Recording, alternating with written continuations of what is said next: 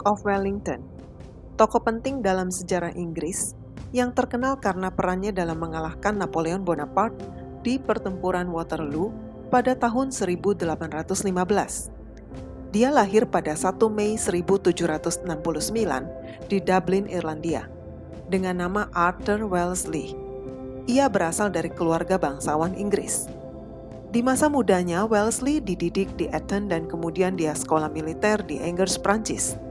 Dia memulai karir militernya pada tahun 1787 dan pada awalnya tidak terlalu menonjol sebagai seorang perwira militer. Namun penugasannya ke India pada tahun 1796 kemudian menjadi titik balik dalam karirnya.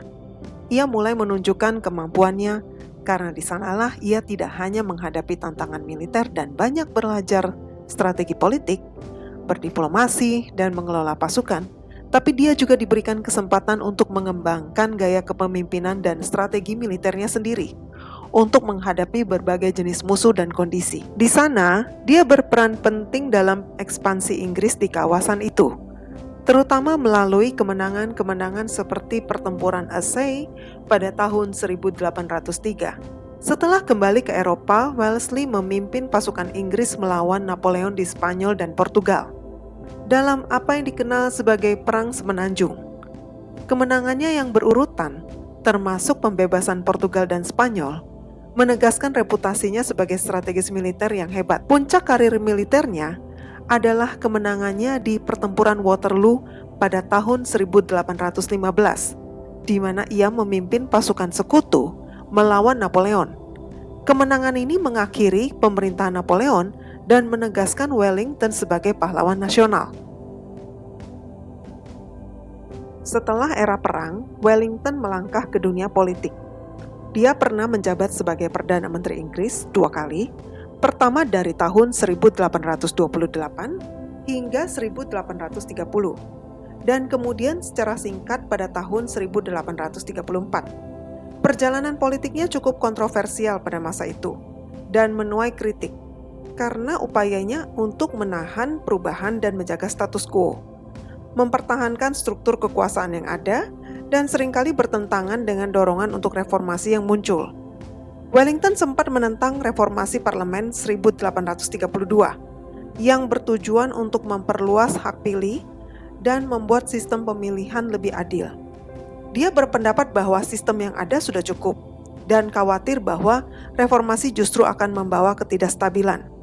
Namun tekanan politik dan kepopuleran reformasi di kalangan republik akhirnya membuat dia menerimanya. Wellington juga berperan dalam emansipasi Katolik 1829 yang mengizinkan orang-orang Katolik untuk menjadi anggota parlemen dan menjabat posisi publik. Motivasinya ini lebih didasarkan pada keinginannya untuk menjaga stabilitas dan menghindari pemberontakan di Irlandia. Dia meninggal pada tanggal 14 September 1852 dan diadakan upacara pemakaman kenegaraan yang besar.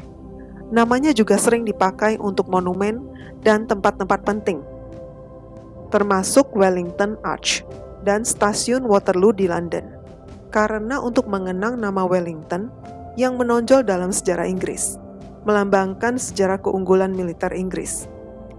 Kisah hidup Wellington mengajarkan kita bahwa kesuksesan seringkali bukan tentang bagaimana kita memulai, tapi bagaimana kita beradaptasi, belajar, dan bertahan. Kisahnya adalah tentang perubahan dan pertumbuhan dari seseorang yang terkesan tidak ada bakat dan potensi yang kemudian menjadi salah satu pemimpin militer yang sangat berjasa bagi kemajuan Inggris dan tidak terlupakan sepanjang sejarah.